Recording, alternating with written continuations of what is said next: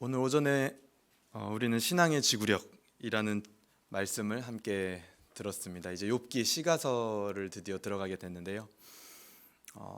어떻습니까? 우리 점심 먹고 소그룹 모임 하실 때 나에게 신앙의 지구력이 있는지, 그리고 또 그 지구력을 가끔씩 빠지게 하는 그 원인이 무엇인지 한번 나눠 보셨습니까? 바로 그 원인이 우리가 신앙생활을 하는 까닭이 될 수 있다라고 얘기를 해주셨습니다. 그래서 그 신앙의 까닭을 우리가 찾아야 되고, 결국에는 우리가 신앙생활하는 그 까닭이 다른 것에 있는 것이 아니라 하나님의 진리의 말씀과 그리고 그 하나님의 사랑 때문에 우리가 신앙생활을 해야 되는 줄로 믿습니다. 다음 주 한 주 동안 혹시라도 내 신앙의 지구력을 빠지게 하는 반복적인 요소들이 있다면 그것을 발견하는 은혜가 있기를 주님의 이름으로 소망합니다. 오늘 오후는요. 저기 안 없어졌네요. 잠시만. 네. 오늘 오후는 제가 이제 서울 에스라 교회에 이제 부임을 하고 나서 저에 대해서 이제 또 궁금해하시는 분들도 적지만 계셨고, 그리고 또 제가 이제 다음 주부터 생각해 보니까 교사 강사반 이제 강사로 또 성경을 전하게 됐습니다. 그래서 때로는 어떤 저도 생각을 해봐도 궁금하실 것 같더라고요. 저분이 도대체 누군데 갑자기 와가지고 성경 강좌를 하나? 그리고 그냥 뭐 강좌반도 아니고 갑자기 뭐 교사 강사반 자격도 없어 보이는데 진행하는 게 좀 이상할 것 같기도 하고 해서 목사님께서 이제 작년에 목사님 몸이 좀 많이 안 좋으실 때, 목이 안 좋으실 때 이제 성도님들께서 돌아가면서 오후에 간증하는 시간을 가졌었는데 아주 좋았다. 그래서 그것을 또 저도 이 오후 예배 시간을 빌어서 한번 간증을 하고, 또 신앙의 이런 여정들, 그리고 목회자로서 불러주신 과정들, 그리고 에스라 성령 강좌를 어떻게 만났는지를 대중 앞에서 함께 나눌 수 있으면 이후에 여러 번 얘기하지 않아도 되니까 좋겠다라고 이제 권면을 해주셔서 오늘 이렇게 준비를 해봤습니다. 오후에는 항상 저희가 이 목사님께서 쓰시는 툴이죠. 프레지로 저희 외민을 공부하죠. 최대한 익숙하게 하려고 저도 프레지로 준비를 했습니다. 이틀 밤을 샜습니다. 처음 해보는 거여가지고 이거 하다가 이제 PPT로 할 걸 후회를 했습니다. 거의 80%까지 하고, 야 이거 내가 왜 시작을 했을까? PPT랑 그리고 생각해보니까 제가 활용할 수 있는 한도 내에서는 PPT랑 별로 차이도 없더라고요. 제가 할 수 있는 한도는. 목사님은 잘 활용을 하시는 것 같은데 중간에 후회도 뭐 많이 하고 했지만 어쨌든 시작했던 거 끝까지 준비를 했는데요. 오늘 말씀 제목을 한번 저희 볼까요? 제목을 한번 같이 읽어보도록 하겠습니다. 시작. 부재로 증명되는 존재. 제가 물론 저의 간증, 그리고 저라는 사람을 이 간증을 통해서 소개하고 저라는 사람에게 역사하신 그 하나님에 대해서 우리가 함께 나누는 시간이 될 텐데요. 그래서 어떻게 소개할 수 있을까 고민을 하다가, 우리 성경 강좌 하면 많이 들으시죠, 여러분? 그 하나님의 자기 계시, 하나님의 자기 소개라는 주제가 있는 성경이 어디입니까? 출애굽기, 그렇죠?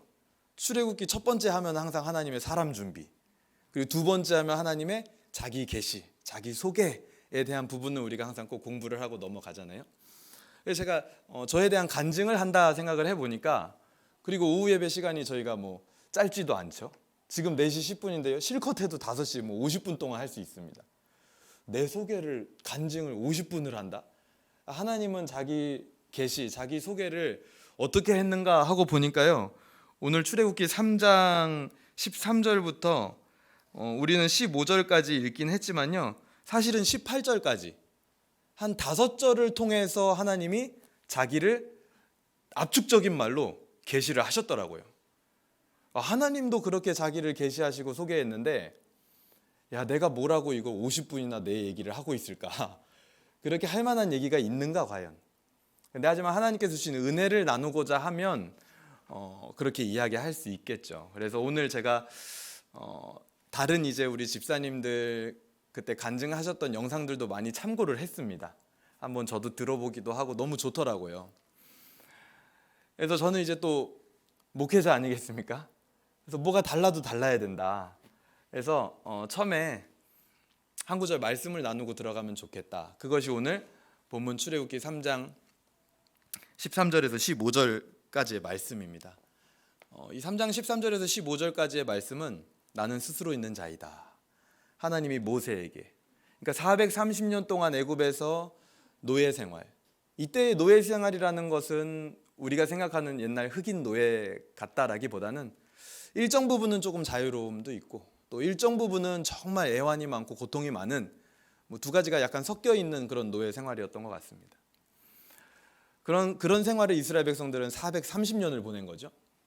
근데 그 430년 만에 하나님이 모세라는 사람을 준비시켜서 그들을 이끌고 내가 내게 명령한 땅으로 가라 라고 하니 모세도 사실은 굉장히 황당한 일이었겠죠. 그래서 모세가 질문을 합니다. 내가 가서 그들에게 너희가 이제 나를 따라와서 하나님이 명하신 땅으로 가야 돼. 그 하나님이 드디어 우리에게 다시 나타나셨어 라고 물어보면 이스라엘 백성들이 그 하나님이 어떤 하나님이냐라고 분명히 물어볼 텐데 제가 도대체 가서 아니 뭐라고 설명을 해야 됩니까? 하고 질문을 한 거죠. 하나님의 이름을 무엇라고 말해야겠습니까? 그러니까 하나님이 그때 말씀하신 것이 바로 나는 스스로 있는 자이다 이렇게 얘기를 해주셨습니다. 이 말씀을 좀 이해하려면요 이스라엘 백성들 상황을 좀 알아야 되는데요. 당시 이스라엘 백성들은 아까 말씀드린 것처럼 때로는 자유롭게 또 때로는 어느 정도 노예 생활을 하면서 애굽 문화에 찌들어 있었던 게 분명합니다. 왜냐하면 430년이었잖아요. 우리나라 일제를 생각해 보면요 50년도 안 되는 시간인데 아직도 그 잔재들이 굉장히 많이 남아있죠. 그리고 그 영향을 엄청나게 많이 받았죠. 문화와 언어와 모든 경제 분야 모든 관습 속에 그것이 뼛속 깊이 남아 있습니다. 50년도 안 되는 세월인데요. 근데 애굽에서 400년을 보냈다. 이거는 이미 이전에 있었던 이스라엘 백성들의 정체성을 완전히 싹 지워버릴 수 있는 그런 시간이 되고도 충분한 시간입니다. 근데 애굽은 우리가 알고 있다시피 굉장히 많은 우상을 섬기는 다신교 국가입니다. 지금으로 치면 일본 같은 느낌이겠죠. 모든 물건에 다 사물에 우상의 개념을 부여하고 신들이 존재한다라고 믿으며 섬겼던 나라가 바로 애굽이었다라는 겁니다. 우상 국가였죠. 근데 그 영향을 이스라엘 백성들이 모두 받았을 거라는 겁니다. 그러니 자동으로 그들의 마음속에서 하나님은 잊혀졌겠죠. 물론 부분적으로 아브라함과 이삭과 야곱의 하나님, 그 화려한 언약과 그 성취 그것들이 있었겠지만 그것은 이미 옛날 이야기 같은 자신들에게는 해당되지 않는 그런 이야기로 여겨졌을 겁니다. 심지어 하나님은 정말 존재하실까라는 질문도 들을 수 있었겠죠. 자신들의 상황을 보면 야곱과 요셉을 기억할 그때까지는 이스라엘 백성들이 잘 살았을 겁니다. 근데 하지만 그 뒤에 야곱과 요셉을 다 잊어버린 그 상황 속에서는 완전 노예로 전락하면서 하나님이 정말 우리를 돌보고 계실까? 하나님이 정말 존재하시나? 제가 봤을 때 이런 생각은 오히려 경건한 사람들이 더 많이 했을 겁니다. 경건하고 하나님을 바라볼수록 자신의 지금 처해 있는 이 상황이 너무나 대비되기 때문이죠. 하나님의 그 약속과 나의 실제 상황이. 그런 배경 속에서 하나님은 모세에게 이스라엘을 다시 내가 이스라엘을 불렀다. 그러니까 애굽에서 이끌고 나와서 내가 말하는 곳으로 가라 라고 얘기를 하고 있는 겁니다. 그래서 모세가 하나님의 이름을 물어보고 14절에 하나님은 나는 스스로 있는 자이다 이렇게 대답을 해주십니다. 에흐예 아세르 에흐예 이렇게 대답을 해주시죠. 원어로 보면 오늘 이제 히브리어 반이 종강을 했는데 히브리어 반 그 수강생들 앞에서 제가 히브리어를 하고자 하니까 굉장히 부끄럽기도 한데요. 에흐예 아세르 에흐예 직역하면 나는 나다 이런 겁니다. 나는 나다. 근데 이제 우리말로 나는 스스로 있는 자다 아주 멋지게 번역을 했죠. 맞습니다. 스스로 있는 자, 나는 스스로 있는 자다, 나는 나다. 하나님의 존재를 어떻게 설명하기가 굉장히 쉽지 않은 거죠. 근데 하지만 지금 이스라엘 백성들에게 중요한 건요 하나님이 어떤 분인지인가 보다는 그 하나님이 과연 우리와 어떤 상관이 있느냐 그것이 더 중요한 걸 겁니다. 왜냐하면 본인들이 느끼기에 하나님은 우리와 지금 아무 상관도 없는 민족같이 느껴졌을 거거든요. 430년의 시간을 보내면서. 그래서 하나님은요 그 뒤에 부연 설명을 해주십니다. 나는 스스로 있는 자다 이렇게 관념적이고 뭔가 철학적인 것 같은 느낌으로만 설명을 해주시는 게 아니라 15, 16, 17절을 통해서 하나님은 자신이 어떤 분인지 특히 이스라엘의 역사와 항상 함께하고 있었다. 이걸 오늘 우리말로 하면요, 내가 너희의 삶 속에, 너희의 시간과 역사 속에 나는 한 번도 떠난 적이 없이 함께하고 있는 하나님이다라는 것을 과거와 현재와 미래를 통해서 한 절씩 설명을 해줍니다. 15, 16, 17 이렇게 설명을 해주시죠. 프레지를 아까 처음 써봤다고 말씀드렸죠. 여기까지도 사실은 이 프레지를 하면서 넘어가야 되는 제가 까먹었습니다. 자, 부재로 증명되는 존재 오늘 제목입니다. 부재. 430년간의 노예 생활을 통해서 그 고통 속에 이스라엘은 부르짖었을 것이고요. 그리고 그들이 느꼈을 하나님의 부재하심이 분명히 있었을 겁니다. 근데 오히려 그 가운데 하나님은 자신이 분명히 존재했다라고 얘기를 하신데, 가장 처음 13절입니다. 우리 13절이 아니죠. 15절입니다. 잘못 적었네요. 15절을 우리 같이 한번 읽어보겠습니다. 시작. 하나님이 또 모세에게 이르시되 너는 이스라엘 자손에게 이같이 이르기를 너희 조상의 하나님 여호와 하나님께서 나를 너희에게 곧 아브라함의 하나님, 이삭의 하나님, 야곱의 하나님께서 나를 너희에게 보내셨다 하라. 이는 나의 영원한 이름이요 대대로 기억할 나의 칭혼이라. 이렇게 이야기를 합니다. 하나님께서는 아브라함, 이삭, 야곱의 하나님이며 대대로 반드시 기억해야 될 영원한 칭호다. 이렇게 얘기를 하십니다. 그 옛날 아브라함을 시작으로 해서 복을 주셨고 보호하셨고 끝끝내 야곱을 사랑의 줄로 인도하신 하나님을 우리도 알고 있을 겁니다. 그 하나님이 바로 나다. 너희가 지금 존재할 수 있는 이유, 과거에 한치의 오차도 없이 인도하신 분이 바로 하나님이다 라고 얘기를 해주시는 것이죠. 애굽의 당시 정치, 경제, 사회 속에서 압제를 당하고 그 고생을 당하며 그것에 대한 부르짖음, 하나님께 우리가 왜 이런 일을 당합니까? 오늘 출애굽기 1, 2장에도 그렇게 부르짖는 모습이 나오죠. 이스라엘 백성들이 고생을 할 때. 그런 상황 속에서 사는 게 힘들어 죽겠는데 너무 고통스러운데 아무리 부르짖어도 하나님은 아무 소리도 안 하시네. 하나님은 꿈쩍도 안 하시는 것 같네. 전혀 400년 동안이나 도와주시질 않네 라는 시간이 계속 흘러갈 때 오히려 아까 말씀드린 것처럼 경건한 사람일수록 하나님의 부재를 뼈저리게 느꼈을 거라는 겁니다. 왜냐하면 경건한 사람은 계속 하나님을 구하고 찾으니까요. 오히려 더 느끼는 거죠. 하나님은 과연 지금 어디 계신가? 오늘 우리도 저는 마찬가지라고 봅니다. 성경에서 역사하시는 하나님의 기적 같은 일들이 어떠신가요? 우리 삶에 날마다 매일같이 일어나고 있나요? 물론 제가 여기서 말하는 그 기적 같은 일이라는 건 우리에게 하루마다 새 생명을 주시고 숨을 쉬는, 물론 그것도 은혜이지만 좀 더 다른 개념을 의미하는 겁니다. 애굽에서 노예와 같이 생활했던 그 고생, 그 고통스러운 삶을 해결해주는 그 기적 같은 일들, 우리의 삶에도 마치 이스라엘 백성들이 430년을 보낸 것처럼 그 일이 비일비재하게 자주 날마다 일어나는 것은 아닙니다. 사실은 하나님이 마치 부재하는 것 같은 어두운 시간들이 더 많은 것 같습니다. 아까 말씀드린 것처럼 경건한 사람일수록 더 뼈저리게 그것을 느낍니다. 나의 상황이 어려워질수록. 그들 앞에 하나님이 말씀하시는 겁니다. 나는 존재한다. 이스라엘의 역사와 연결하여서 복잡하고 철학적인 설명이 아닙니다. 실제 역사를 살아가는 삶과 연결해서 말씀해 주시는 겁니다. 그 첫 번째가 바로 이스라엘의 족장들의 하나님, 과거에 맺은 언약을 나는 지금도 기억하고 있다. 한 번도 그 약속을 내가 잊어본 적이 없다 라고 오늘 얘기해 주시는 거죠. 그리고 그 다음은 뭡니까? 이 절 표시가 잘못됐습니다. 죄송합니다. 그 다음 16절입니다. 16절에는 뭐라고 얘기하고 있나요? 내가 너희를 돌보아 너희가 애굽에서 당한 일을 확실히 보았노라. 이렇게 얘기합니다. 이스라엘 백성들은 하나님이 자기를 돌보고 있지 않다라고 생각했을 겁니다. 430년이 흘렀기 때문에. 근데 하지만 하나님은 뭐라 그러세요? 내가 현재 너희의 고난을 보고 있다. 내가 너희를 돌보아 애굽에서 당한 일을 다 보았다라고 얘기하시는 겁니다. 얼마나 억울한 일을 당하고 있는지 내가 아주 잘 알고 있다. 지금 현재에도 하나님은 돌보고 있다라는 것을 얘기해 주시는 겁니다. 그 다음 17절입니다. 17절은 하나님이 이렇게 얘기하십니다. 내가 아브라함에게 야곱에게 주기로 했던 그 땅으로 너희를 인도하여 데리고 갈 것이다. 내가 미래와 연결시키는 것이죠. 하나님의 존재가 관념적이고 공중에 붕 떠 있는 것이 아니라 이스라엘의 과거와 현재와 미래와 함께하고 계시는 하나님임을 알려주고 있는 겁니다. 초월하시는 하나님 맞습니다. 하지만 그 하나님이 멀리 계시는 것이 아니라 이 연약하고 모순적인 인간의 삶에 오셔서 함께하고 계시다라는 겁니다.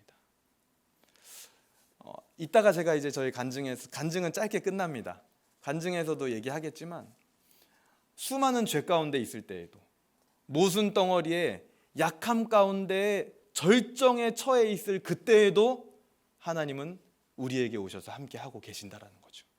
그때 우리는 하나님이 부재하다라고 느끼고 있을지라도 함께하고 계신다라는 겁니다.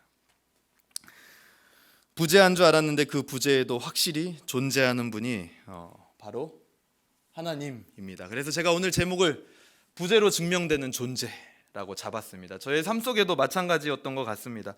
지금까지의 삶을 생각하면 분명히 하나님은 이 순간이 되기까지 분명하게 존재하셨고 함께 해주셨음이 저는 가장 많이 생각났습니다. 근데 돌아보면요, 그때는 몰랐어요.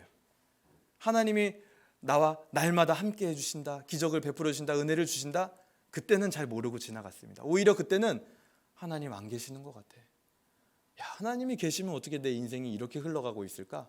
너무 힘들다 라고 느낄 때가 더 많았다라는 거죠. 근데 돌아보니 그 부재 때문에 오히려 하나님이 존재한다라는 것을 확실하게 붙들 수 있었던 시간이었던 것 같습니다.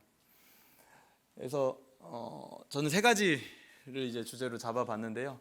처음에 이제 신앙의 형성이 어떻게 됐는가, 그리고 두 번째는 이제 에스라 성경 강좌를 어떻게 만나게 됐는가, 그리고 또 저라는 한 사람이 목회자로 훈련되기 위해서 어떤 일을 거쳤는가를 짧게 한번 이야기를 해보도록 하겠습니다.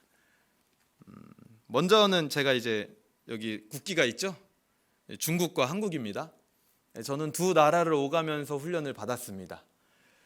그래서 여기가 유일하게 이제 프레지를 잘 활용한 지점입니다. 자, 한국으로 들어갑니다.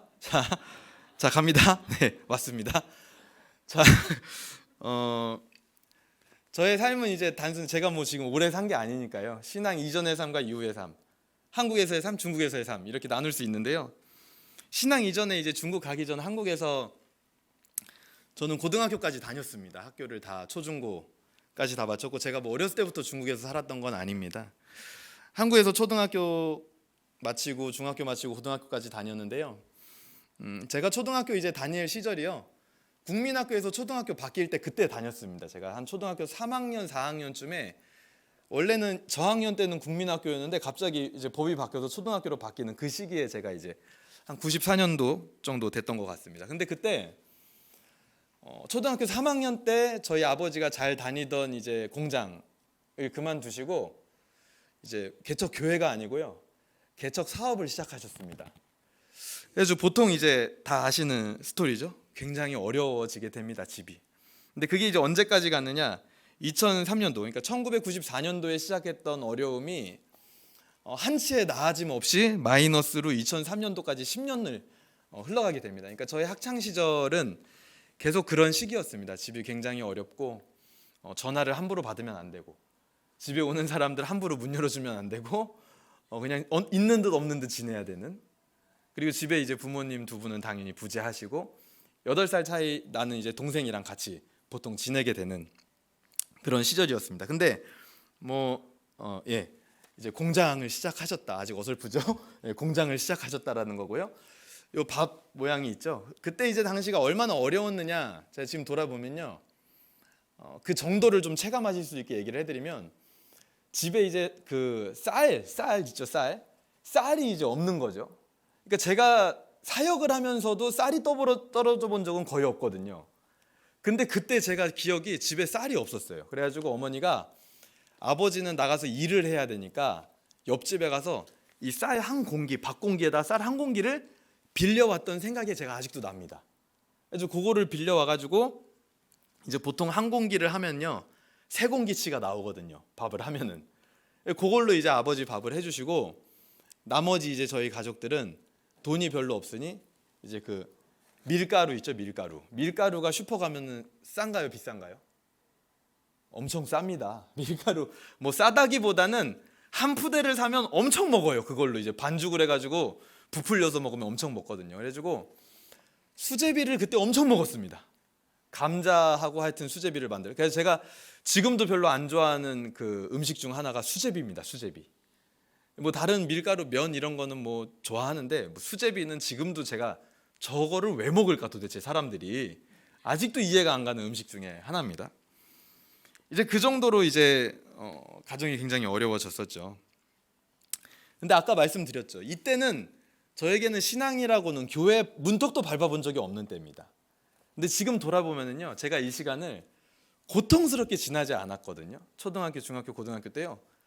그냥 신났어요. 그냥 막 뭐가 없어도 그냥 막 신나고 그냥 막 즐겁고 뭐 그냥 친구들이랑 그때는 노는 재미로 이제 사는 거죠. 그렇게 잘 지나왔는데요. 지금 돌아서 생각을 해보면요, 이런 삶의 경험이 있기 때문에 지금 제가 목회자로 살아갈 때 검소하고 소박한 삶을 사는 데 있어서 전혀 불편한 게 없습니다. 저는 이제 뭐 저희 아내가 좀 저에 대해서 답답하게 느끼는 부분 중 하나인데요. 이제 뭐 하고 싶냐 물어보면 저는 하고 싶은 게 없어요. 뭐 먹고 싶냐 물어봐도 저는 먹고 싶은 게 없습니다. 그냥 괜찮아요. 저는 별로 뭐, 그리고 뭘 제 거를 뭐 어디 사러 간다 못 삽니다. 보통 일단 기본적으로 강제로 골라주지 않는 이상. 근데 그게 뭐 불편하거나 어렵지 않고 저에게는 그냥 편안하게 그것들이 이 시간을 통해서 장착된 것이 아닌가. 반대로 생각했을 때 만약에 내가 목회자인데 이것저것 다 갖고 싶고 다 하고 싶다, 너무 고통스러웠을 것 같아요. 하고 싶은데 못하면 그것만큼 힘든 게 없잖아요. 그래서 이런 것도 이제 돌아보게 되면 목회자의 삶을 하나님께서 과거에서부터 미리 준비하셨구나. 나는 전혀 하나님에 대해서 알지 못했지만 그때도 하나님은 분명히 존재하고 나를 인도하셨구나 라는 생각이 듭니다. 그리고 이때 뭐 학창 시절에 또 생각나는 거는요, 저때 당시에 이제 뭐 저희 학교 얼마 전에 저희 청년들이 이제 신방하다 보니까 제가 어렸을 때 살던 동네에 사는 청년이 있더라고요. 지금도 거기 살고 있다고. 저는 답심리 전농동 그 동대문 그쪽에 살았거든요. 근데 거기에 제가 중고등학교 때 자주 가던 분식집이 있습니다. 근데 이게 참 왜 그랬는지 모르겠는데요, 어느 날 중학교 때 분식집에서 무언가를 먹고 나오다가 문득 내가 죽으면 어떻게 될까 이 생각을 하게 된 거예요. 근데 제가 그때 내렸던 가정은 죽으면 없어진다, 우리 존재는 그냥 사라진다, 그러니까 사후세계가 있다 이런 건 안 믿었어요. 그냥 없어진다, 우주에서. 근데 그 생각을 너무 많이 하다 보니까 마음속에 굉장히 허무함이 찾아오더라고요. 이게 막 그때 중학교 시절인데도 마음이 막 저릴 정도로 허무한 거예요. 내가 없어진다라고 생각을 하니까 이게 지금 내가 이렇게 사는 게 다 의미가 없어 보이고. 근데 저는 그런 이 간증을 준비하면서도 그런 단편적인 생각들이 내가 뭐 잘났기 때문에 그런 생각을 한 게 아니라, 뭐 소양이 있었기 때문에 그런 생각을 한 게 아니라, 하나님이 그런 생각을 불현듯하게 하셨다. 저는 그렇게 생각을 합니다. 그때 처음으로 이 허무한 그 허무주의를 처음으로 느껴봤던 거죠. 그러다가 이제 고3 그러다가 이제 고3쯤 해서요. 저 축구공이 뭐냐면요, 제가 고2 때가 2002 우리나라 월드컵이 있었을 때입니다. 이 월드컵을 기점으로 저희 아버지 이제 사업이 좀 호전되기 시작합니다. 왜냐면 옷을 염색하는 일을 하셨거든요. 근데 그때 월드컵 때 다 무슨 옷 입고 나갔죠? 광장에? 빨간 옷. 빨간 옷 염색을 엄청 한 거예요. 근데 그 문구는 좀 불경스럽게 레드 데빌스 딱 해가지고 붉은 악마 하여튼 옷을 엄청나게 염색을 해가지고, 그때 뭐 곁다리로 껴서 염색을 해서 팔아도 엄청나게 팔릴 때니까요. 저희 집에도 뭐 그 옷이 뭐 쌓이고 넘쳤었습니다. 우리 가족 잠옷은 전부 빨간 옷. 그래가지고 그때 이제 사업이 호전이 돼서 저희 아버지가 처음으로 저에게 제안을 했습니다. 이제 미국을 보내주기에는 우리 집이 아직 무리고, 아버지가 봤을 때 너의 성적을 보니 한국에서 뭐 웬만한 대학 가도 요즘은 힘들다. 차라리 언어를 배우는 게 어떻냐. 그거를 고1 때 처음 제안을 해주셨습니다. 근데 고1 때는 다 아시죠? 여기 지금 고1이 있는지 모르겠는데요, 고1 때는요, 남자들은 특히 친구 좋아 죽을 때입니다. 부모님 말이 귀에 안 들어와요. 내 인생이 어떻게 되든 하여튼 내 옆에 있는 지금 친구랑 내일 노는 게 중요해요. 그래서 그때 제가 호기롭게 얘기했죠. 걱정 마세요 아버지, 가까운 대학 가겠습니다. 그때 가까운 대학이라는 건 저희 집이 동대문이었기 때문에요. 뭐 기본적으로 뭐 외대, 경희대, 뭐 고려대, 시립대, 뭐 성균관대도 가깝고 한양대도 엄청 가까워요. 뭐 그런 데들이 가까운 데였거든요. 그때 뭐 예를 들어서 그때 제 생각입니다. 그때 지금의 저의 기준이 아니고 그때는 뭐 세종대, 국민대 이런 데는 이제 뭐 생각도 안 하고 있었죠. 아버지한테 가까운 데 갈게요. 걱정하지 마세요. 근데 그러고 고1이 되고 고2가 되고 고3이 되니까 모든 고등학생들이 겪는 패턴이죠. 현실을 자각하게 됩니다. 그러고 이제 고3 때 저희 아버지가 한 번 더 제안을 하십니다. 마지막 기회다. 지금 얘기했을 때 안 가면 이제 지원은 없다. 중국 가겠냐? 일주일 동안 고민해봐라. 그러고 일주일을 고민하고 제가 중국을 가게 됩니다. 근데 저는 제가 이렇게 중국을 가게 된 것도요, 그러니까 쉽게 말해서 제가 공부를 못해서 간 겁니다. 만약에 공부 잘해서 뭐 서울대 갈 성적이었으면 뭐 중국 가라는 얘기도 안 하셨겠죠. 근데 저는 저희 공부 못한 것도 하나님의 안배가 아닌가. 지금 와서 이제 생각을 해보는데요, 그 당시에 저는 제가 공부를 못하는지 진짜 몰랐습니다. 왜냐면요, 저희 동네에선 제가 1등이었거든요. 저희 동네에 제 친구들 5명하고 학원을 다녔는데, 저희가 이제 중등부까지 있는 학원을 다 같이 다니다가 고등부가 없었어요, 그 학원에는. 그래서 학원을 졸지에 그만둬야 되게 상황이 생긴 겁니다. 초등학교 때부터 다닌 학원이라 정이 많이 들었거든요. 그래서 5명이 모여서, 야, 다른 학원 가면은 재미없다. 우리 이 학원에서 고등부를 개척하자. 그래가지고 원장 선생님을 찾아가서 우리가 고등부를 설립을 하겠다. 선생님만 한두 명 좀 구해줘라. 영어 수학. 그래가지고 고등부를 만들었어요. 그래서 그 학원에서 이제 고등부 영어 수학을 배우면서 다니는데 뭐 영어야 그냥 달달달 외우면 되거든요. 그때만 해도 수능이. 근데 수학은요, 그때도 원리를 모르면 성적 나오기가 힘듭니다. 근데 어느 날요, 수학 선생님이 저희 친구들 5명을 모아놓고, 야, 진짜 진지하게요, 너희들 대학 가려면 정현이처럼 공부해야 돼, 이러시는 거예요. 근데 그때가 이제 모의고사 보고 난 직후였거든요. 근데 그때가 수학이 만점이 80점대입니다. 기억나실 겁니다. 근데 그때 제가 몇 점 맞았냐? 44점 맞았거든요. 근데 그게 1등인 거예요. 반타작 이상 한 게. 그러니까 선생님은 진짜 진지하게 너희들 대학 가려면, 그 대학이 어느 대학인지 모르겠는데, 정현이처럼 공부해야 돼 임마, 이렇게 하면 인생 망쳐. 이러니까 저는 내가 좀 하는구나. 여기서 뭐 이제 수능까지 아직 6개월 남았으니까 좀 더 노력하면 되겠다. 나는 가능성 있는 놈이야. 그러면서 뭐 그 당시 친구들 뭐 공부도 막 가르쳐 준다고 하고 막 그랬던 기억이 있는데요. 그렇게 그냥 쭉 간 거죠, 수능까지. 그러고 보니까 이게 말도 안 되는 성적이 나온 겁니다. 그러고 이제 제가 중국을 가게 됩니다. 그래서 성적이 이제 엄청나게 안 좋고 중국을 가게 되었습니다. 그래서 중국으로 이제 가게 됐는데요. 그렇게 해서 이제 중국을 가게 됐는데, 뭐 저희 어머니 아버지도 그렇고 저도 그렇고 약간 좀 무대뽀 같은 약간 스타일, 좀 그러니까 계획적으로 좀 사람이 살아야 되는데, 이런 거 있죠. 내가 저기로 공을 차겠다 하고 차는 사람이 있고요, 일단 공을 차놓고 그 공을 따라가는 사람이 있습니다. 후자입니다. 약간 저희 온 집이 다. 중국을 갔는데요, 아니 부모님이 예를 들어서 자식을 유학 보낸다 그러면 어떻게 하시겠어요? 우리 집사님들은 계획을 좀 세우시겠죠. 거기 이제 대학은 어떻게 가야 되며, 몇 월 달부터 원서를 접수를 하며, 학교는 언제부터 시작이냐. 중국은 9월 학기거든요. 우리는 3월 학기고요. 근데 제가 9월 학기가 시작인지도 모르고 갔습니다. 그래서 그해, 그러니까 3월에 제 친구들은 다 한국에서 대학을 들어갔는데, 제가 그해 2월에 중국을 갔으니까 정상적으로 들어가려면 9월에 입학을 해야 돼요, 빨리. 근데 8월 달이 돼서 9월에 입학해야 된다는 사실을 알았어요. 그러니까 이미 원서 접수 기간은 다 지난 거예요. 그래서 제가 전화를 했죠, 부모님한테. 나 대학 어떻게 가냐? 근데 부모님이 잘 모르겠다. 그 여기 9월에 이제 시작인데 어떻게 하냐? 글쎄 내년에 가야지. 이러시는 거예요. 그래가지고 이게 한국에서는 1년, 2년이 뭐 재수하고 그러면 뭐 난리 나는 것 같은데, 야, 중국에 와서 그런가 여유롭구나. 뭐 한 해 정도는 늦게 가도 되나 보다 해가지고 제가 남들보다 한 1년 반 정도를 대학을 늦게 가게 됩니다. 그러니까 그 대학 가기 전까지 그 1년 반, 그 전까지 부모님 밑에서 사실 뭐 돈도 없고 뭐 밖에서 탈선을 하고 싶어도 할 수가 없습니다.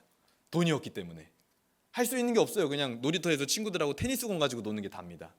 테니스공 던지고. 근데 이제 사업이 호전되면서 중국으로 유학을 가고 한 달에 부모님이 보내주시는 돈이 있겠죠. 그 돈으로 뭘 했을까요?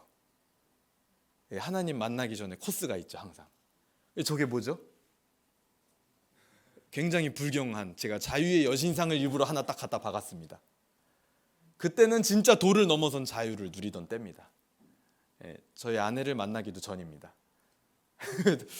그때 이제 뭐 엄청난 자유를 누리고 1, 2년가량 방탕한 삶을 살게 되는데요. 세상에서 누릴 수 있는 자유는 온갖 걸 저는 뭐 안 누려본 게 거의 없는 것 같습니다. 그렇다고 해서 제가 무슨 폭력, 뭐 방화, 그리고 마약 여기까지는 아닙니다. 주변에 그렇게 가는 친구들도 있었어요. 왜냐하면 중국 유학생들이었기 때문에. 근데 저는 다행히도 하나님의 보호하심으로 거기까지는 가지는 않았고요. 오히려 저는 그 자유 이후에 많은 생각을 하게 됐습니다. 뭔가 허무함을 느꼈어요. 이렇게 막 내가 자유롭게 사는 그 삶이 마냥 신날 줄 알았는데 한 1년 해보니까요, 별 재미가 없더라고요. 그냥 맨날 똑같고 그냥 똑같이 만나서 정신없이 그냥 길에 쓰러지고 집에 돌아오고 그러다가 이제 단위가 다릅니다. 단위가 한국에서는 뭐 이제 뭐 예를 들어서 음주 가물을 즐겼다 하면은 그냥 이제 중국에서는 그 정도는 안 쳐줍니다. 왜냐하면 일단 기본적으로 알코올 도수가 다릅니다. 이해하셨죠? 네. 그렇게 이제 지내다가 제가 어느 순간 굉장히 허무함을 느끼고 외로움을 느끼게 됩니다. 한 1년 반 만에 학교를 들어갈 때쯤 돼서. 근데 그때 저랑 같이 신나게 그 시간을 놀면서 보냈던 친구가 교회를 소개해 준 거예요. 야, 너 요즘 힘들고 외로우면 교회를 한번 가봐라. 알고 봤더니 그 친구가 교회를 다녔던 거예요. 저랑 신나게 놀면서 자기는 항상 저는 토요일 밤에 놀고 와서 너무 머리도 깨질 듯이 아프고 피곤하고 일요일 날 주일 날은 이제 점심 늦게까지 자니까요. 근데 그 사이에 자기는 일어나서 교회를 갔다 왔더라고요. 그래서 자기가 교회를 다닌다는 거예요. 야, 그 교회 가면 뭐가 좋냐 그랬더니 일단 한국 사람이 많다. 두 번째는 교회를 가면 주는 게 있었어요. 그때 이게 뭐죠? 김밥. 교회 점심을 김밥으로 해결했거든요. 북경이라. 그 또 하나 신문을 줬습니다. 그때만 해도 이제 뭐 TV에 뭐 온갖 곳에 다 중국말만 나올 때니까 한국 그 글자 한글이 그리웠던 시절이거든요. 그래가지고 친구가 소개를 시켜줘서 이제 김밥 가니까 교회를 가니까 김밥과 신문, 이제 무가지라고 하죠. 조선일보, 동아일보 이런 거 말고 세븐, 포커스 이런 거 있잖아요. 공짜로 주는 신문들 지하철에서 그런 것들을 주더라고요. 그래서 저거 받는 게 너무 신이 나서 한 주도 빠짐없이 교회를 갔습니다. 그러니까 제가 그렇게 한 주도 빠짐없이 가다 보니까 어떠세요? 만약에 지금 우리 교회에 저 당시에 한 20살, 21살 된 깨제제해 보이고 얼굴은 시커멓고 막 다크서클에 옷은 추레하고 막 이상한 냄새 나고 몸에서 그런 애가 맨날 여기 와서 매주 갑자기 예배를 드린다. 밥 먹고 간다. 어떻게 하시겠어요? 분명히 여기 계신 집사님들도 잘 대해 주실 겁니다. 그렇죠? 관심 있게. 그리고 어떤 분은 가서 교회의 뭔가 프로그램과 은혜 받을 수 있는 그 자리에 올 수 있도록 도움을 주실 거예요. 분명히. 그렇죠? 저도 그때 그런 분이 있었습니다. 근데 그분이 지금 생각해 보면 돌아보면요. 꼭 각 교회마다 보면 이 전도 되게 잘하는 권사님들 계시잖아요. 집사님이나. 그런 전도 왕이었어요. 그분이 저를 찍은 거죠. 그래가지고 저에게 이 북경에서 하는 유학생 그 기독교 청년 집회가 있으니 거기를 가봐라. 그래서 뭐 저는 이제 어른들 말은 제가 잘 거역을 안 하거든요. 그래서 가겠습니다 하고 뭐 한 2달 뒤니까 그때 가서 안 가면 되지. 그리고 가겠습니다 하고 그냥 그런 생각으로 있는데 뭐 접수비도 굉장히 비쌌거든요. 한국 돈으로 한 15만 원 됐으니까요. 거기에다 내가 그 15만 원을 쓴다? 말도 안 되는 일인 거죠. 근데 그 2달 뒤에 그 집사님이 또 찾아오셔서 자 이제 다음 주부터 등록인데 꼭 가라 등록해서. 그래서 제가 말씀을 드렸죠. 제가 돈이 없습니다. 거기에 그렇게 15만 원씩 투자할 돈이 없습니다. 그랬더니 그 집사님이 대뜸 그 15만 원을 자기가 내주시겠다는 거예요. 근데 그게 저에게는 굉장히 충격적이었습니다. 아니 생판 모르는 남한테 왜 돈을 내주지? 그래서 제가 그때 이제 머리가 돌아가는 거죠. 이제 그래, 믿져야 본전이다. 가가지고 뭐 어차피 거기 보니까 주중 대사도 오고 유명한 성공한 기독교 사업가들도 오는데 가서 좋은 얘기 듣고 오는 거 나에게 나쁘지 않다. 손해가 아니다. 그래가지고 가겠습니다 해가지고 그 코스타라고 하는 유학생 집회에 제가 참석을 하게 됩니다. 근데 이제 그 집회에 가서 저는 처음으로 이 기독교의 가장 유치하고 기본적인 진리에 대해서 듣게 됩니다. 그게 뭐였냐면요, 예수님 믿으면 천국 간다, 예수님 안 믿으면 지옥에 간다. 이게 굉장히 유치한 거잖아요. 근데 그거를 처음 들어봤어요. 태어나서 처음 듣고 사실 좀 충격이었어요. 왜냐면 아무도 말을 안 해줬거든요. 그래서 제가 그때 이제 그런 데 가면, 집회 가면 마지막에 다 일어나세요 해서 막 영접기도를 단체로 시키잖아요. 마찬가지 거기서도 했어요. 그래서 이제 예수님 믿을 사람은 일어나라는 거예요. 그 몇 초 상간에 제가 굉장히 고민이 되는 겁니다. 저의 고민은 그거였어요. 지금 내가 어렸을 때는 엄마를 따라서 절에 다녔는데 절은 윤회설이거든요. 사람이 자기 쌓은 업보에 따라서 죽으면 환생을 하게 되는데 그 업보에 따라서 환생하는 종목이 달라진다. 그리고 그 업보라는 건 착하게 사는 걸 말하는 거죠.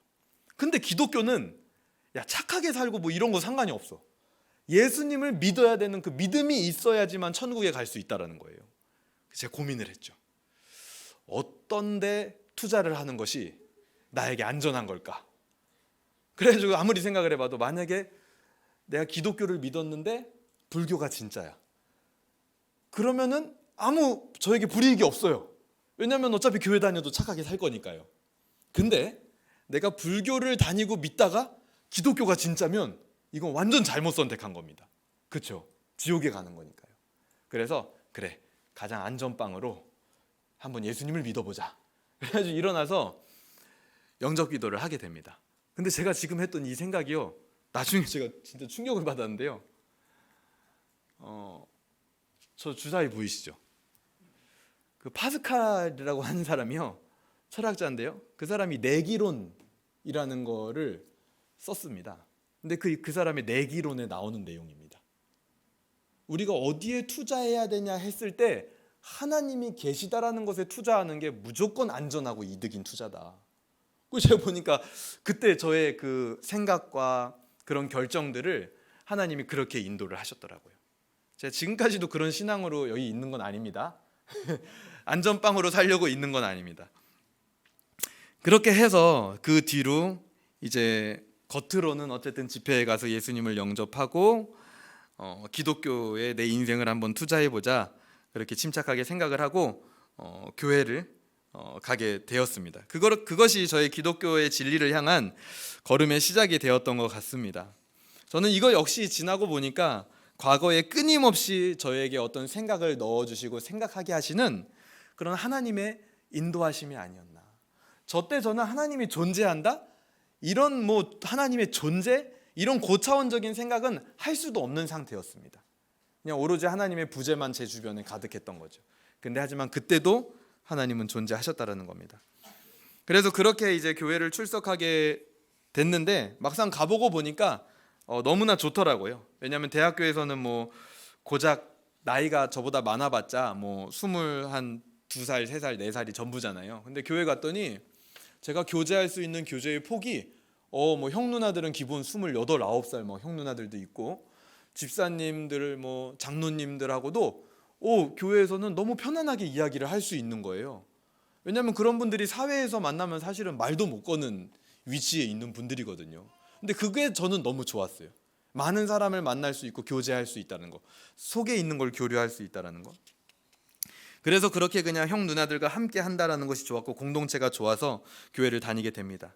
진리에 관하여서는 그저 주일날 설교 듣는 그냥 정도, 오며 가며 그냥 어중떠중 듣는 정도, 그냥 흘려듣는 얕은 근거와 기반이 없는 지식에 불과했지만 그냥 모임이 좋았고 가시적인 교회 모임, 그냥 그 공동체가 좋아서 다니던 시절이었습니다. 그런데도 굉장히 뭐 한번 시작했기 때문에 열심히 했던 것 같습니다. 제가 굉장히 경쟁 심리가 제가 굉장히 크거든요.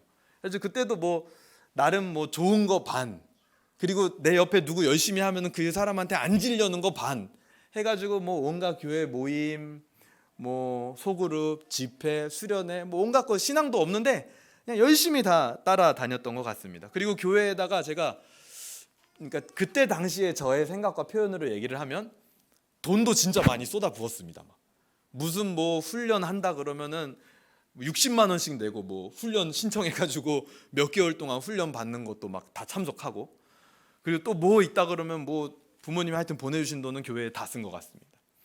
그렇게 교회에 다녔던 시절이 있었습니다. 근데 그 당시 이제 제가 다녔던 그 북경의 교회 상황을 잠깐 얘기를 해드리면요, 그때 그 교회, 저는 두 군데 교회를 다니게 되었는데요. 첫 번째 갔던 교회는 그 교회에서 이제 세례도 받고 열심히 저렇게 신앙생활을 했는데, 제가 군대를 갔다 오니까 그 교회가 없어졌습니다. 근데 이게 참 충격이죠, 한국에 계셨던 분들한테는. 근데 북경에서는 그냥 비일비재한 일입니다. 군대 갔다 왔는데요, 교회가 없어졌어요. 교회 사람들도 다 없어졌어요. 그래가지고 그때 당시 같이 신앙생활하던 그 형을, 싸이월드죠 그때, 어떻게 쪽지 보내가지고 게시글 남겨서 찾아가지고 보니까 북경에 있는 또 다른 교회에 다니고 있더라고요. 그래가지고 그 교회에 찾아서 가게 됩니다. 근데 그 교회는, 교회 자체는 사람이 많고 청년들도 많았지만 사역자가 수시로 바뀌는 교회였어요. 그러니까 교회가 뭐 분열돼서 그런 것보다도요, 중국에서 이제 고상한 표현으로 하면 비자 거부를 시키는 거죠. 한국 갔다가 들어가려고 그랬는데 비자 거부돼서 못 들어가게 되는. 예를 들어서 우리 담임 목사님이 외국 갔다가 한국 들어오려고 그랬는데 한국에서 출입 금지. 순식간에 교회가 목자를 잃어버리게 되는 그런 상황들이 굉장히 많았습니다. 그래서 제가 따르던 전도사님도 갑자기 어느 날 공안들이 와가지고 쫓아내버리면 그냥 나가야 되고, 그리고 담임 목사님도 갑자기 사라져버리고, 그런 게 그때 당시 교회의 상황이었고요. 그러다 보니 성도님들도 굉장히 불안한 마음들이 많았고, 교회가 하나 되기보다는 분열되는 그런 결과들도 제가 많이 지켜보게 되었습니다. 그때 당시 제가 청년의 입장에서 정말 안타까웠던 것이 있었는데요. 뭐였냐면, 이제 성도님들이 하도 목사님들이 쫓겨나니까 별로 목사님들의 신뢰를 잘 안 하는 거예요. 근데 그 어느 정도까지 가는 걸 제가 봤냐면요, 어떤 한 분 담임 목사님은 이렇게 예를 들어서 설교하러 이렇게 들어오시잖아요. 근데 그 들어오는 그 걸음걸이가 마음에 안 든다, 성도님들이 이러시더라고요. 그러면서 목사님은 엄청 막 공격하더라고요. 근데 제가 그 21살, 22살 그 청년 때 그거를 다 들었습니다. 그러면서 굉장히 뭐랄까요, 이 교회 공동체가 좋았지만 실망하게 되는 경험. 그러면서 반발심으로 제 안에 들었던 생각이 뭐냐면요, 첫 번째는 나는 나중에 정말 그 목회자의 마음을 이해하는 성도가 되고 싶다. 그때까지만 해도 신학을 하려는 생각이 없었으니까요. 그래서 그때 저랑 같이 자취, 교회 공동체 청년들 7명이 자취를 했는데요, 7명이 모여서 이런 얘기를 했습니다. 야, 우리는 나중에 정말 크면 정말로 목회자의 심정을 이해해주는 그런 성도들이 되자. 그러지 말고 우리 중에 한 명이 목회자 되고 나머지가 도와주자. 근데 그때 저는 도와주는 사람이었거든요. 목회자가 되려는 사람은 아니고. 그래서 제가 그 당시에 이제 제가 뭐 하나를 좀 결정하면 약간 극단적이고 하나에 함몰되는 스타일이라, 그래, 나는 나중에 취직하면 정말 그 목회자의 마음을 이해하기 위해서 내 삶의 형태도 목회자랑 똑같이 하겠어. 이건 그냥 그때 시기 어린 그 어린 나이의 생각입니다. 이렇게 계획을 세웠습니다. 내가 300만 원 만약에 월급을 받으면 목사님 월급이 보니까 100만 원이야. 그럼 난 200만 원 헌금한다. 그리고 나도 100만 원 가지고 살겠어. 똑같이 공유해야지 삶을. 수직적인 게 아니라 수평적인 건데 경제도 똑같이 가야지. 막 그런 정도의 굉장히 막 극단적인 생각을 많이 했었습니다. 그래서 그때 이제 제가 실제로 대학교 4학년 때 감사하게 제가 취직이 됐었는데요.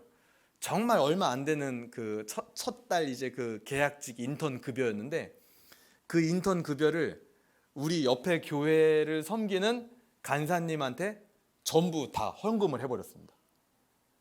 근데 그 간사가 저희 아내입니다. 그때는 약간 뭔가 나눠 먹기 하는 느낌. 사귈 때인데 뭐 다 헌금했다 뭐 이렇게 말하기가 좀 그렇지만 어쨌든 저의 중심은 그랬습니다. 그러면서 이제 두 번째 저에게 들었던 생각이, 그렇게 공격당하는 목사님도 제가 너무 답답했어요.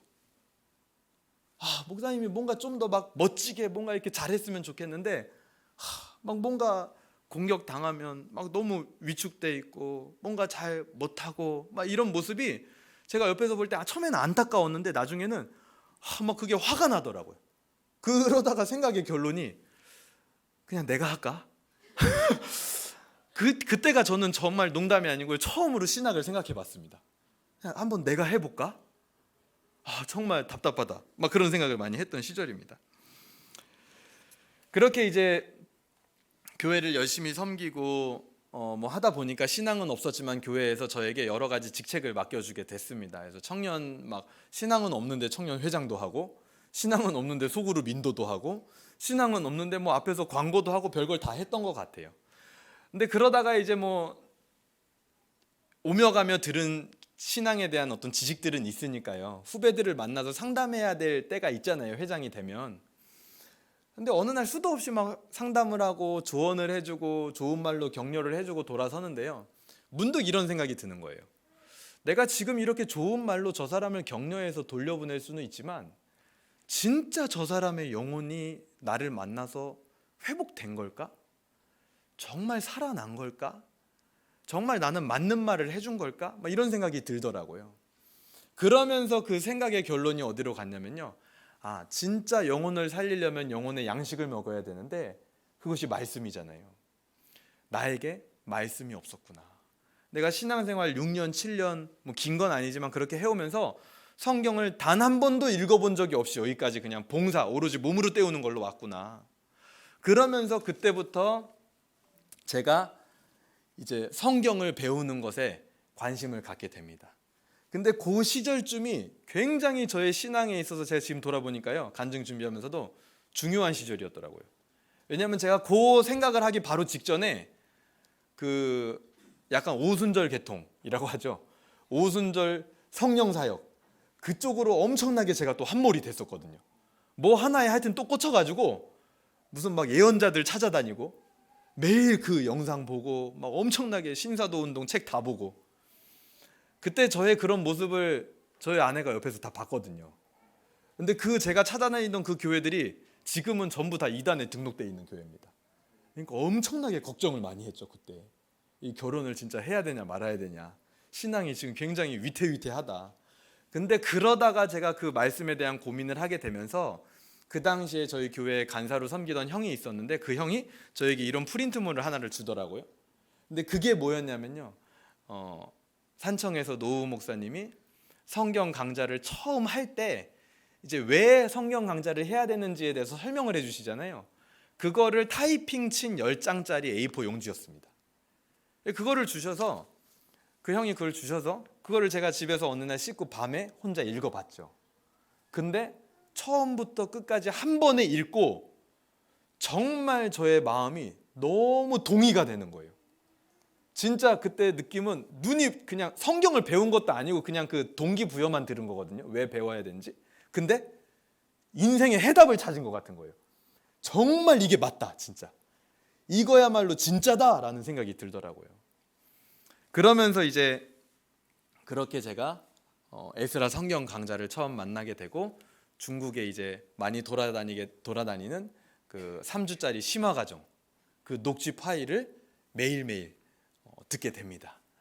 그래서 그거를 들으면서 제 인생의 가치관 자체도 정말 많이 바뀌게 되고, 이때가 이제 제가 회사를 다닐 때였거든요. 회사 취직도 아주 잘 됐었습니다. 제가 동기들 중에 제일 빨리 취직했거든요. 대학교는 하여튼 안 좋은 데 갔는데 이상하게 취직은 빨리 됐는데, 그것도 나중에 제가 간증할 기회가 있으면은 우리 청년들한테도 나누면 좋을 것 같은데, 저는 교회에서 열심히 일하다 취직됐습니다.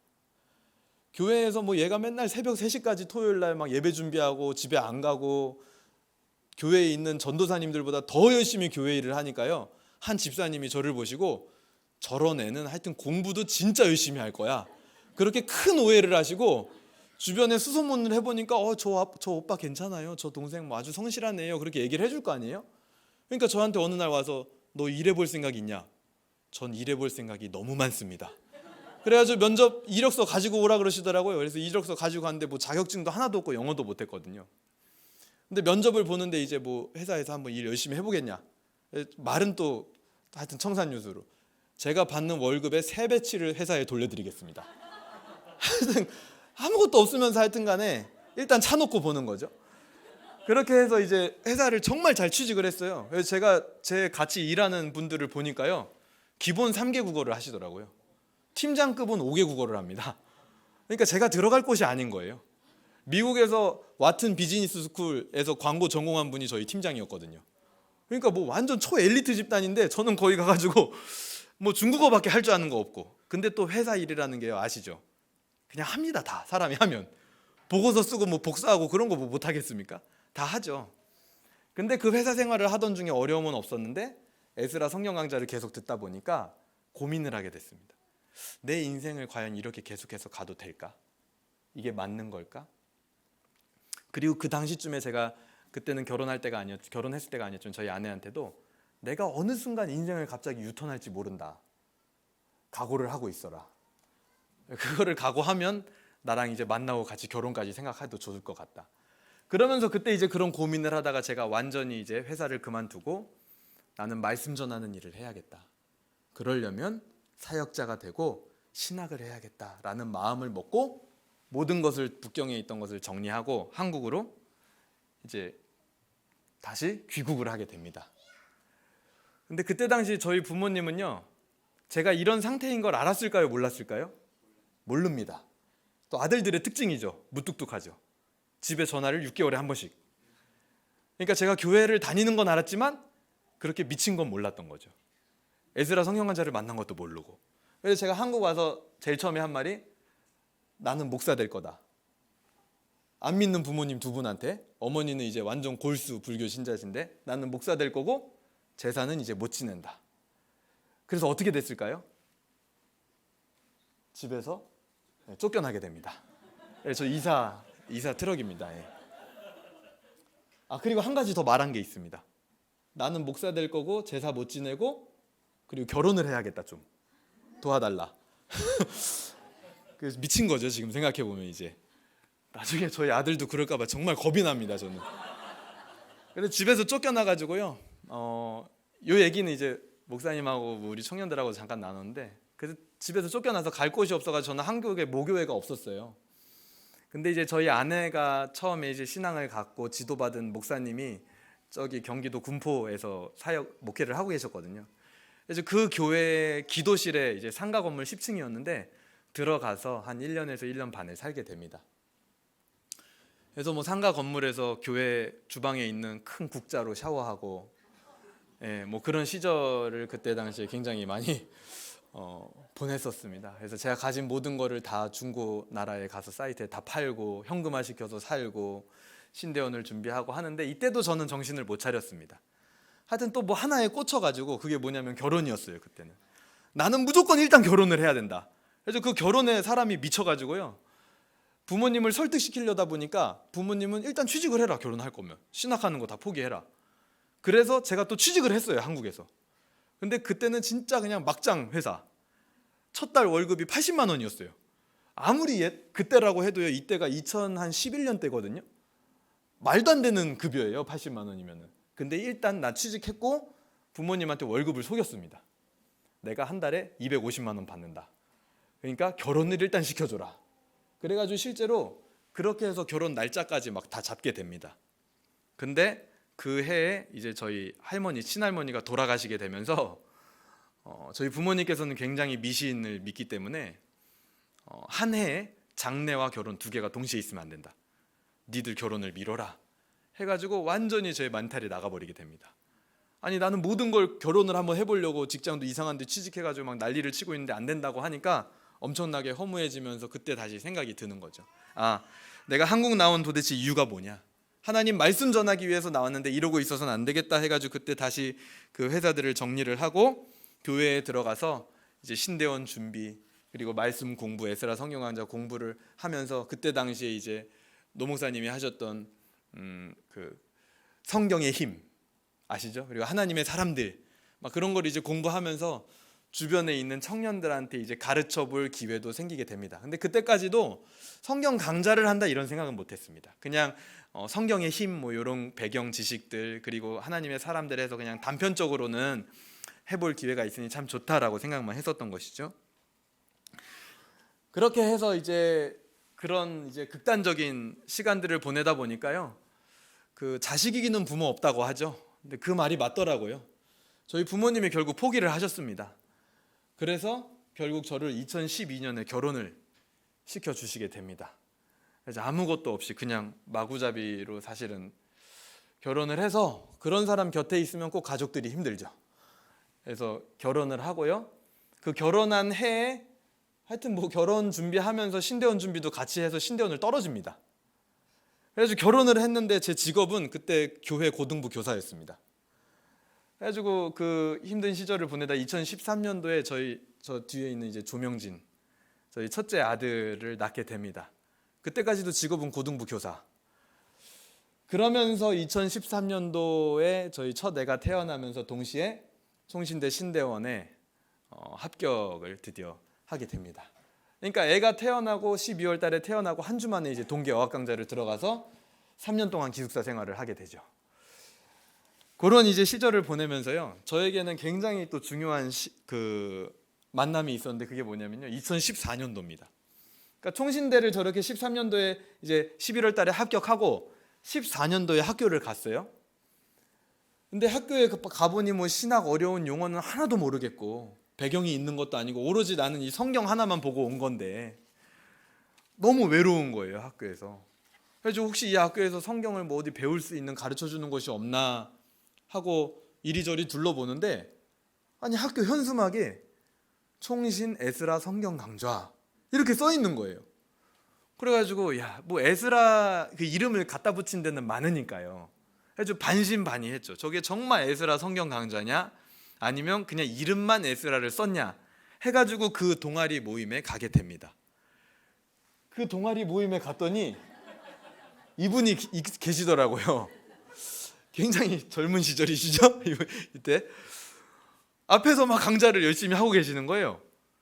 근데 들어보니까 성경 강좌가 맞더라고요. 에스라 성경 강좌가 맞는 거예요. 그래가지고 저에게는 이 에스라 성경 강좌 동아리와 사실은 우리 담임 목사님을 이때 만나게 된 것이 저에게는 굉장한 위로가 되었고 어떤 큰 전환점이 됩니다. 왜냐하면 이때부터 제가 정말 나도 성경 강좌를 할 수 있겠다라는 마음을 처음 먹게 됐거든요. 그러면서 그때부터 이제 강의안을 만들면서, 이때가 2014년도인데요. 작년 2019년도까지 한 해도, 그러니까 한 학기나 한 방학도 빼놓지 않고 성경 강좌와 캠프를 계속해서 할 수 있게 됩니다. 그래서 굉장히 큰 만남이었죠. 네. 궁금해하실 것 같아서 한번 자세히. 네. 이때는 흰머리도 하나도 없으신 것 같아요, 제가 보니까. 저는 이때 사실은 목사님 나이를 진짜 가늠을 할 수가 없었습니다. 왠지 저보다 어려 보이기도 하고, 근데 교회를 개척해서 벌써 하시기도 하고. 이제 지금은 또 흰머리가 많이 나시게 되는데요. 어쨌든 그렇게 이제 성경 강좌 사역을 시작하게 됐고, 이제 이전에 사역하던 교회에서 고등부 2년, 청년부 3년, 장년부 1년 사역을 하게 됩니다. 그 시간 동안에는 개인적으로 저는 그 시간들이요, 그 6년의 시간들이 저는 한 교회에서만 사역을 했습니다. 어디 옮기지는 않았습니다. 근데 그 6년의 시간이 저에게는 진리의 말씀을 내가 정말 전하는 것에 대한 확실한, 확고한 확인의 시간이 됐습니다. 왜냐하면은 사실은 그 전에 있었던 상황은 성경 강좌를 뭔가 권장한다든지 가르치는 뭐 그런 장이 마련돼 있지 않았거든요. 하려면 제가 그 교회에서 하는 모든 걸 다 하고 하나 더 해서 해야 되는 거였거든요. 그래서 그것을 한다라는 건 저에게 확고한 의지를 다지는 시간이 되었던 거죠. 그리고 더불어서 이런 생각도 많이 하게 됐습니다. 정말로 밖에서도 나가서 보면 열심히 하는 사역자분들이 많이 있고 목회자분들이 많이 있습니다. 순수한 마음으로. 그 교회에도 많았습니다. 근데 제가 저를 보니까요, 그래, 내가 정말 올바른 사역을 위해서 성경을 가르친다고 하면서 그런 나의 열심이, 다른 교회를 향한 충성과 영혼을 향한 그 열심이 그 다른 그 사역자들의 못하다면 이것은 얼마나 모순된 거냐. 내가 성경을 가르친다고 하면서 오히려 성경을 가르치는 사람이 그 이상의 열심을 가지고 있어야 되는 거 아니냐라는 그런 목회자로서의 정체성을 확실하게 다지는 그런 시간이 되게 됩니다. 그래서 그렇게 이제 신앙 형성과 에스라 성경 강좌 목회자로서 훈련을 받게 되고요. 우리 서울 에스라 교회에 이제 오게 되죠. 오게 된 이제 동기는 간단합니다. 제가 그 교회에서 이제 6년의 시간을 사역을 하면서 올해가 제가 사역을 한 지 7년째가 되는 해입니다. 그리고 작년에 목사 안수를 받았고요. 근데 7년째가 된다, 목사가 된다 하니까 제 안에 딱 두 가지 생각이 들었습니다. 바로 이 말씀입니다. 매 7년 면제년의 초막절에 우리가 성경 강좌 할 때 맨 처음 나누는 말씀이죠. 7년에 한 번은, 적어도 7년에 한 번은 말씀을 처음부터 끝까지 다 배우는 시간이 필요하다. 제가 생각해 보니까 나도 맨날 그렇게 가르쳤었는데 정말 이제 내가 사역을 한 지 7년이 됐고 목사, 하나님의 정말 말씀을 전하는 종이 되었는데 내가 정말 7년에 한 번은 거기에 완전히 내 인생을 올인해서 헌신해야 되지 않겠나? 근데 제가 보니까 교회 사역을 병행하면서는 그게 불가능하겠더라고요. 그래서 그 6년째 되던 해에 저는 이 전에 있었던 그 교회를 사임을 하게 됩니다. 목사 안수를 받으면서요. 그래서 그 다음 사실은 그러니까 서울 에스라 교회로 오기로 결정되고 사임을 한 게 아니고 그냥 사임을 했습니다. 9월 달에 이미. 그리고 그 다음 해에는 그냥 내가 죽이 되든 밥이 되든 성경 강좌에 하여튼 나는 헌신을 해야겠다. 거기에 내가 모든 걸 걸어야겠다. 그런 생각을 좀 하고 있었는데 그렇기 때문에 오히려 더 사실은 제가 담임 목사님하고도 매해 교제를 했거든요. 항상 연말에 찾아뵙고 교제도 저의 상황도 말씀드리고 그리고 제가 전에도 주보에도 여러 번 실렸었잖아요. 그래서 그렇게 항상 보고를 드렸었는데 이때는 연락을 못 드리겠더라고요. 왜냐하면 괜히 저의 상황이 교회를 그만둔 상태에서 연락을 드리게 되면 꼭 그렇잖아요. 뭔가 사람이 진짜 쉽게 말해서요. 꼭 자리 하나 달라는 것 같죠. 내가 교회 그만뒀으니 나 성경 가르칠 거니까 뭔가 좀 한번 해주세요. 뭐 좀 나 좀 책임져 주세요. 근데 그것이 얼마나 부담스러울까를 교회와 그 목사님에게 생각을 했을 때는 목사 안수 받을 때도 전화를 못 하겠더라고요. 너무 그런 거를 혹시 제가 드릴까 봐. 그래서 그냥 조용히 있었어요. 근데 그때 정말 기가 막히게 목사님이 먼저 연락을 주시게 됩니다. 그리고 그 목사님과 이제 약속의 시간을 잡아서 그 다음 주에 만나서 대화를 하던 중에 이제 서울 에스라 교회에서 부임을 해서 사역을 해보면 좋겠다. 당연히 저도 너무 좋죠. 너무 좋죠. 그래서 너무 감사합니다. 마치 그 회사 취직할 때처럼 사역할 마음이 너무 많습니다. 저야 불러만 주시면 너무나 감사하죠. 그런 마음이 있었거든요. 근데 그 상간에도요. 그 전에 교회에서 제가 사임을 하겠다고 하고 그 전에 교회에 제 빈자리로 들어올 사역자가 내정이 돼 있었습니다. 근데 그 들어올 사역자가요. 갑자기 중간에 틀어버려요. 안 오겠다고. 근데 그 트는 그 시기에 저는 목사님을 만나서 다음 사역지가 정해진 겁니다. 그러니까 저는 이것도 분명한 하나님의 인도하십니다. 너무 정확하다. 만약에 그때 목사님이 전화해 주시지 않고 제가 부임이 확정되어지지 않았으면 아마 다시 사역을 시작해야 될지도 모르는, 교회가 지금 거기는 자리가 비어 있는데 어떻게 하냐 이렇게 얘기해버리면 도저히 저로서는 사임할 수 있는 근거가 너무나 궁색해지는 거죠. 그래서 그런 시간들을 통해서 제가 서울 에스라 교회에 이제 오게 됩니다. 그래서 저는 이런 전체의 시간들을 보면서 이제 마무리를 하게 될 텐데요. 시간이 좀 지났는데요. 지금까지도 저는 이 모든 시간들 속에서도 제가 믿음이 있고 신앙이 있고 신앙을 결정했으면서도 하나님의 부재를 느낄 때가 많이 있었습니다. 근데 하지만 돌아보면서 정리를 하다 보니 항상 하나님은 제 곁에 존재하셨더라고요. 지금도 마찬가지로 나를 인도하시는 하나님이 어떤 방향과 계획을 가지고 인도하고 계시는지 저는 정확하게 알지는 못합니다.